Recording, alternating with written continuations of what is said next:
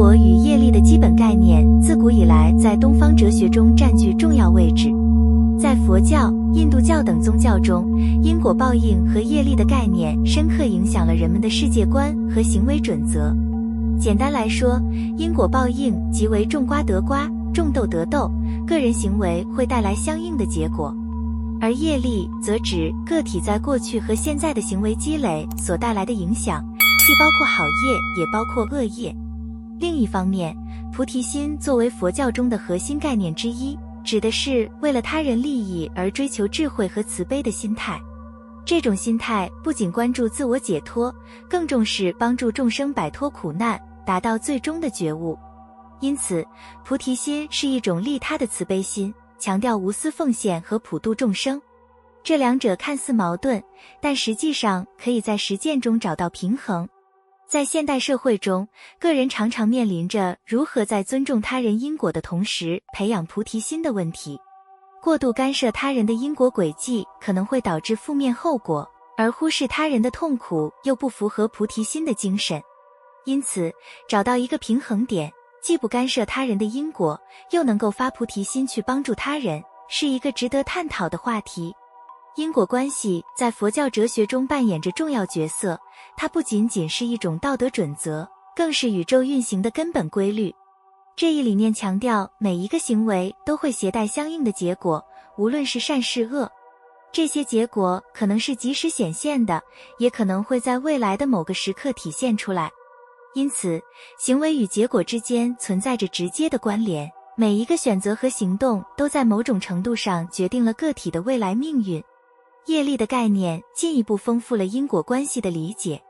业力是指由个体行为所积累的一种潜在力量，它不仅影响个体当前的生活境遇，还会在未来某个时刻显现出来。积累良好的业力可以带来积极的果报，如幸福和成功，而恶业则会产生相对应的负面果报，如痛苦和困扰。这种积累是一个持续而复杂的过程，个体通过自己的选择和行为在不断塑造着自己的业力，从而影响其未来的命运走向。因果报应的不可逃避性是因果关系的另一个重要特征。作为宇宙的自然法则，因果关系不受任何人的意志所影响，也无法逃避。无论是在今生还是来世，每个人都必须面对自己过去行为所带来的结果。这种自然法则使得个体在行为选择上更加审慎和慎重，因为每一个决定都可能在未来产生深远的影响。因此，因果关系不仅是佛教哲学的核心教义，也是一种深刻的人生智慧。理解和尊重因果关系不仅有助于个体在道德层面的成长，更能够帮助人们更加清晰地认识到自己选择和行为的重要性，从而引导他们走向更加积极和有意义的生活道路。不干涉他人因果，并不意味着漠视他人的困境或不给予帮助，而是在帮助他人时保持谨慎和智慧。过度的干预可能会扰乱他人的因果轨迹，导致不必要的混乱和痛苦。因此，不干涉他人因果的实践要求我们在尊重他人选择和成长过程的同时，提供恰当的支持和帮助，而非代替他们的决定和责任。在家庭关系中，父母往往怀着最美好的愿望，希望为子女提供最佳的生活条件和教育资源。然而，这种关怀和关注有时会演变成过度的干预和控制，尤其是当父母试图按照他们的期望和标准来规划孩子的生活道路时，这种过度的干预可能会扰乱孩子的因果轨迹，影响他们的自我成长和发展。在一个典型的案例中，想象一个有着高期望的父母，他们希望他们的孩子能够取得成功，并过上他们认为理想的生活。这些父母可能会在教育选择、职业规划甚至人际关系方面过度介入，试图为孩子铺平道路，避免任何可能的困难或失败。然而，这种行为可能会导致孩子失去自我决策和承担责任的机会，从而削弱他们发展自主性和解决问题的能力。以一个具体的情景为例，一对父母可能会强烈主张他们的孩子选择特定的高中或大学课程，因为他们认为这些课程会为孩子的未来铺平道路。他们可能会在孩子的学业表现上施加压力，甚至在家庭讨论中频繁地提及他们的期望和预期。然而，孩子可能因此感到焦虑和压力，因为他们的兴趣和能力可能并不完全符合父母的期望。这种过度的干预不仅可能在孩子心中埋下抵触情绪，还可能在他们之间造成沟通障碍和情感距离。在这种情况下，尊重孩子的因果轨迹意味着父母需要更加灵活地理解和响应孩子的个性、兴趣和能力。他们可以通过倾听和尊重孩子的选择来建立亲密的沟通和信任关系，而不是试图通过控制来达到自己设定的目标。这种方法不仅能够帮助孩子更好地发现和发展自己的潜力，还能够在家庭中建立更加健康和谐的关系。在职场中，领导者常常面临如何管理和激励员工的问题。尤其是在现代企业环境中，领导者需要面对多样化的员工群体和复杂的工作挑战。想象一个拥有多元化团队的公司，领导者必须面对不同背景和经验的员工，每个人都有自己独特的能力和发展轨迹。在这样的环境中，领导者面临的一个挑战是如何在激励员工的同时，避免过度干预他们的工作和个人发展。首先，尊重员工的因果轨迹意味着领导者应该理解和尊重每个员工的个性、兴趣和职业目标，而不是一刀切地对所有人施加相同的管理方式或期望。例如，有些员工可能更喜欢自主工作和决策，他们希望在工作中有更多的空间和自由度来发挥自己的才能。领导者可以通过委派项目或给予更多决策权来支持这些员工，这不仅提升了员工的自信心，也激励他们更积极地投入工作。其次，避免过度干预意味着领导者不应该在不了解员工具体情况的情况下，随意干预他们的工作和决策。过度的干预可能导致员工感到被低估或不被信任，从而影响到他们的工作积极性和创造力。相反，领导者应该建立开放的沟通渠道，与员工进行定期的反馈和互动，了解他们的需求和挑战，以便提供适当的支持和帮助。在实际操作中，一个好的例子是领导者通过定期的个人会议或团队会议，与员工讨论工作进展、目标达成和面临的挑战。在这些会议上，领导者可以提供指导和建议，但更重要的是倾听员工的意见和建议，尊重他们的专业知识和经验。这种开放和信任的氛围有助于建立团队的凝聚力和创新力，从而共同实现组织的长远目标。综上所述，职场中尊重员工的因果轨迹不仅有助于建立良好的工作氛围和团队合作，还能够提升员工的工作满意度和绩效表现。通过赋予员工更多的自主权和信任，领导者不仅能够有效地管理团队，还能够激发员工的潜力和创造力，共同推动组织的持续发展和成功。发菩提心是佛教中的一种高度利他的心态，旨在为了他人利益而追求智慧和慈悲。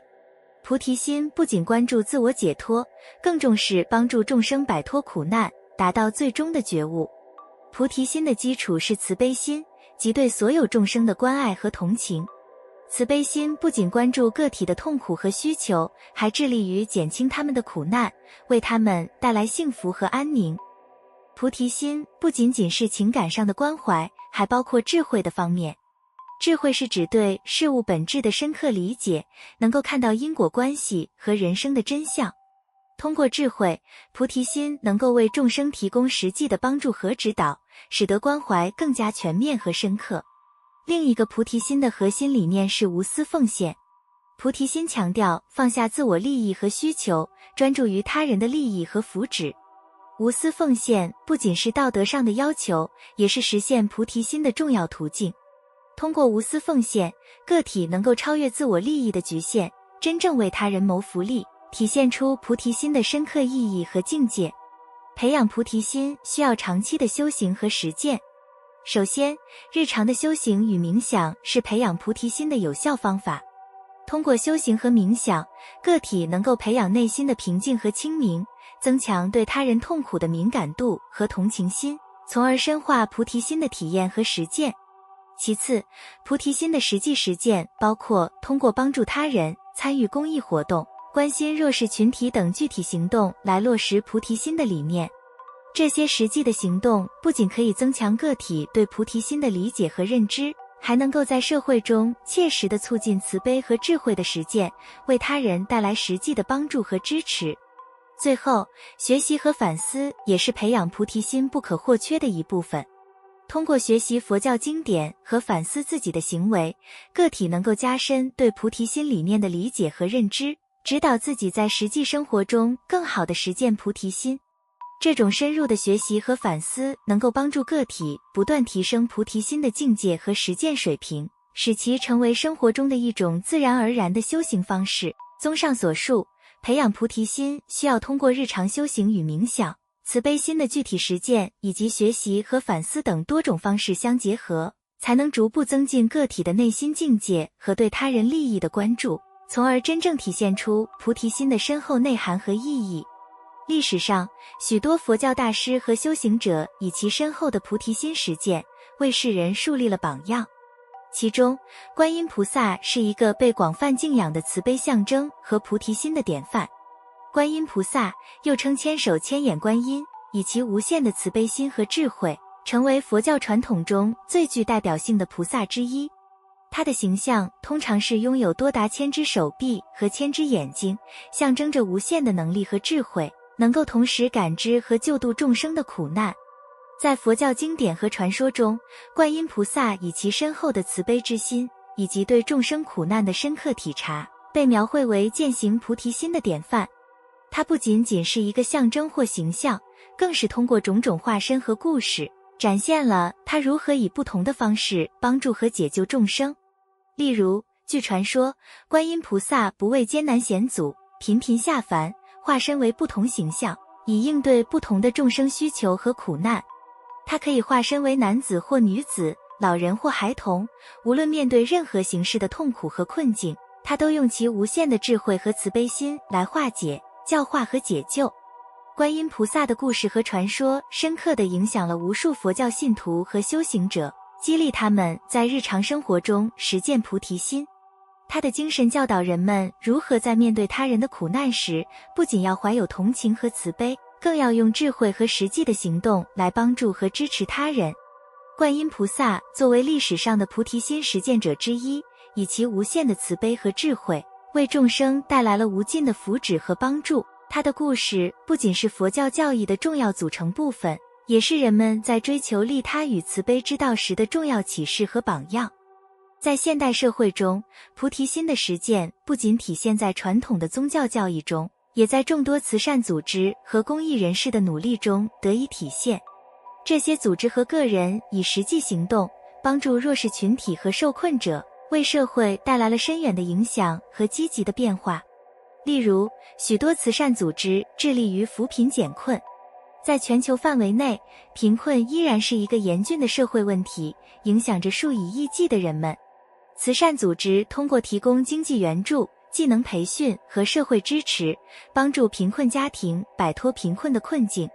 他们不仅关注物质上的需求，还努力提升受助者的生活质量和社会地位，以实现长远的改善和可持续的发展。另外，公益机构在救灾和紧急救援方面也发挥着重要作用。面对自然灾害或人道主义危机时，这些组织迅速响应，组织救援行动，为灾区人民提供食品、水源、医疗和紧急庇护。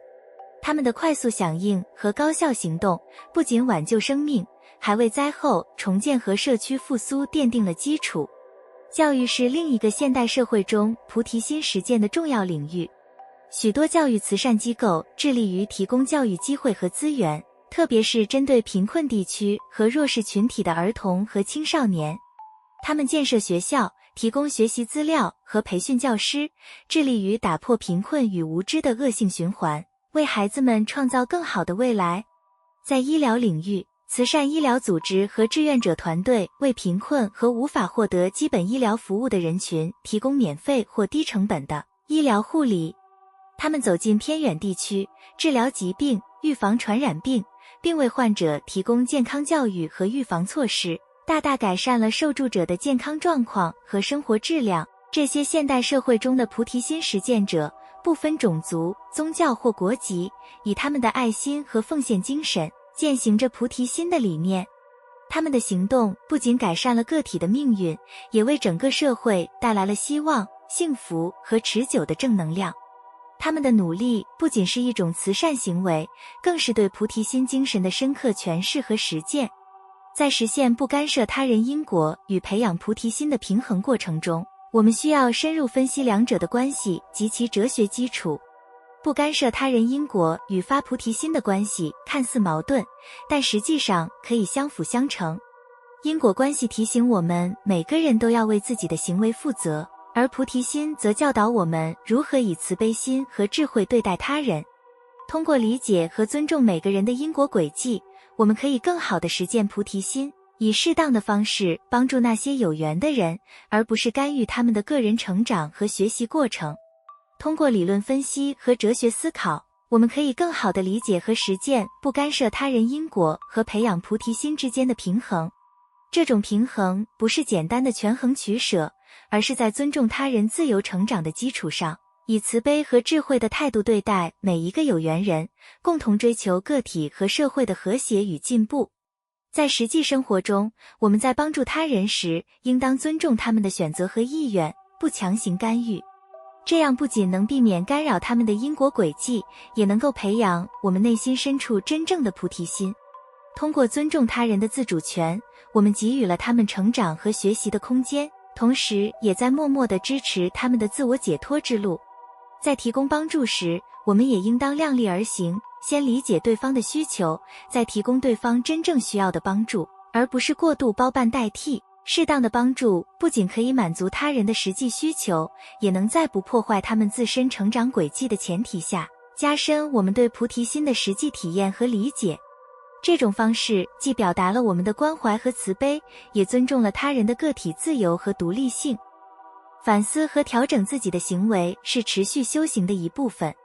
通过不断的反思和调整自己的行为，我们可以更深入地理解和实践不干涉他人因果与发菩提心的平衡。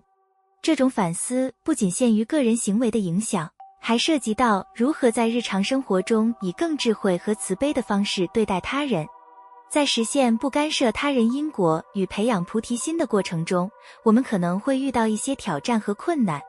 比如，在帮助他人处理冲突与矛盾时，我们有时会面对意见不合或者利益冲突的情况。解决这些问题的关键在于保持冷静和理智，通过善意的沟通和开放的协商找到共识，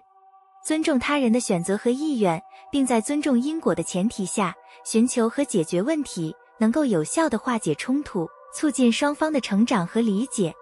平衡自我需求与他人利益也是一个需要思考和处理的难题。在帮助他人的过程中，我们必须保证自己不会牺牲过多的时间、精力和资源，而导致自己的生活质量受损。为了平衡这一点，可以通过合理安排时间和资源，制定明确的界限和目标，确保既能够有效地帮助他人，又不忽略自己的基本需求和利益。这种平衡不仅能够帮助我们更持久地实践菩提心，也能够在个人生活中保持内心的平和与稳定。面对这些挑战，关键在于持之以恒地保持正念和智慧。通过不断的修行和反思，我们能够更加深刻地理解和实践不干涉他人因果与培养菩提心之间的平衡。这种过程不仅需要内在的修持，也需要在日常生活中的实际行动中得以体现，从而在个人修行和社会奉献中找到真正的心灵满足和成长。在东方文化，特别是中国传统文化中，因果与菩提心的理念根深蒂固，影响了人们的生活和行为方式。儒家思想强调仁义礼智信，提倡人与人之间的和谐关系和社会责任感。儒家的仁爱精神和道德规范，使得个体在行为中对因果关系有着深刻的体认和负责的态度。同时，道家注重顺应自然，强调个体与自然界的和谐共生，这种观念也间接地影响了个体对自身行为结果的关注与理解。而佛教则更进一步地强调了因果关系和菩提心的实践，通过修行慈悲和智慧，帮助众生摆脱苦难，达到内心的解脱和超越。这些东方文化中的思想流派相互交融，共同构成了一个涵盖伦理、道德、宗教和个人修行的完整体系。在西方文化中，尽管因果与菩提心的概念并不像东方文化中那样普及，但类似的理念也存在于基督教和其他宗教传统中。基督教中的善行善果原则强调了道德行为带来的积极后果，虽然不直接对应于佛教的因果关系，但也表达了类似的道德观念。在西方文化中，个体的行为和选择往往被视为能够影响个人命运和社会秩序的重要因素。这种观念在道德哲学和社会伦理中得到广泛探讨和应用。虽然西方文化中的菩提心并非常见的概念，但对于无私奉献、关爱他人和追求智慧的理念，在西方宗教和哲学思想中有着重要的表达和实践。通过比较东方文化和西方文化中因果与菩提心的表达和实践，可以看到不同文化背景下对于个体行为、道德责任和人生意义的不同理解。尽管表达方式和文化语境有所不同，但对于人类内心追求智慧、慈悲和解脱的共同追求，在全球范围内具有普遍的价值和意义。实现不干涉他人因果与培养菩提心的平衡，对个人成长和社会和谐具有重要意义。尊重因果关系，让我们更加理性地看待生活中的挑战和困境；培养菩提心，让我们在帮助他人中找到内心的宁静和满足。在现代社会中，平衡因果与菩提心不仅是一种道德选择，更是一种智慧生活的艺术。通过不断的学习和实践，我们可以在生活的各个方面实现这一平衡，从而创造更加和谐和幸福的社会。感谢大家静心观看这段视频，希望你能从中获得平静和启发。请点赞、订阅我们的频道，并开启小铃铛，这样你就不会错过我们的更新了。请分享这个视频给你的朋友和家人，让更多人一起加入我们的修心之旅。你的支持是我继续前行的动力，愿你每一天都充满宁静与喜悦。我们下个视频再见。